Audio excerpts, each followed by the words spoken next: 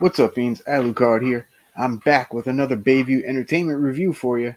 Today we're going to talk about the 2020 neo-noir film, Clay's Redemption, Noir Edition. Photographed, written, and directed by Carlos Bollinger, which is his in his feature debut. The movie stars Akie Kotabe, Nuuxs, Magdalena Sverlander, Joe Wredden, Elsa Nori, Patrick Carroll Jr., and Charlie Blackwood. My apologies if I mispronounced any of that. I'm sure I probably did. But let's get to that review.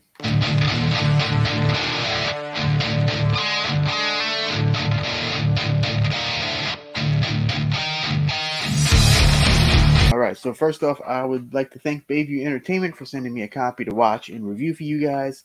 Check them out. Super cool company. All kinds of great movies in their catalog. Of course, I will leave all the links in the description box below. They even have a free Roku channel called IndieBox. So check that out as well if you have a Roku. So let's talk about Clay's Redemption. Alright, so this is the Noir Edition, so it's shot in black and white. So just know that going in.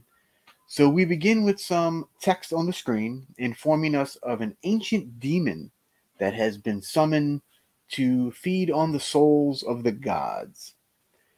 So now we meet Clay, who's known as a sleeve walker, which is like a body hopping convict that serves the gods.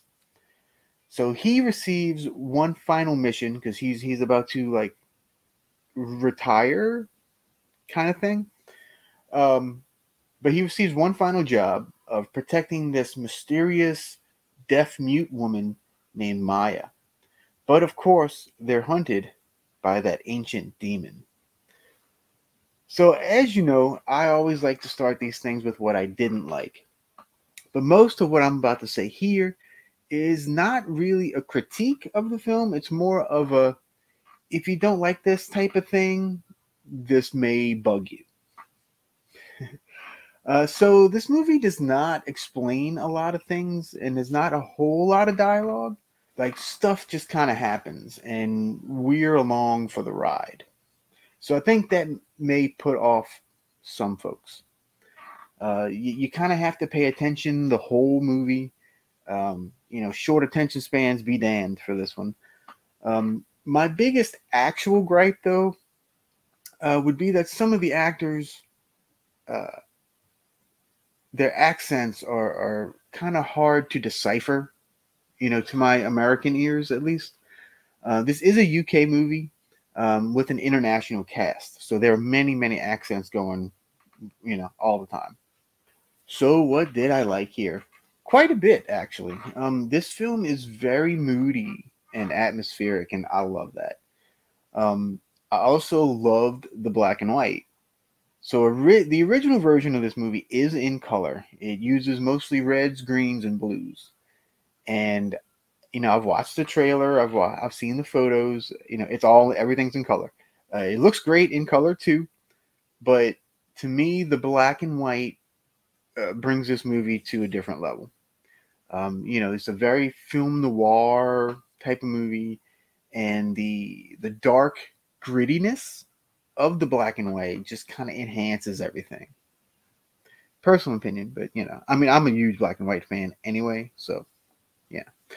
Another aspect I enjoyed was the little nods to other media.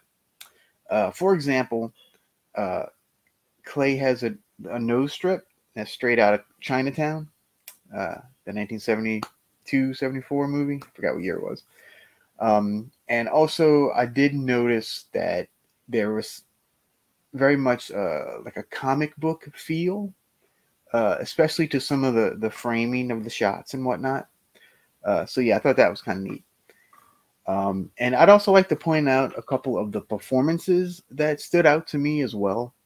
Akie Kotabe is perfect as the stoic anti-hero Clay. He's very kind of like Hitman-like and very kick-ass. Joe Wredden as Johnson, clearly having a blast as the baddie here. Yeah, just watching him was just a fun time.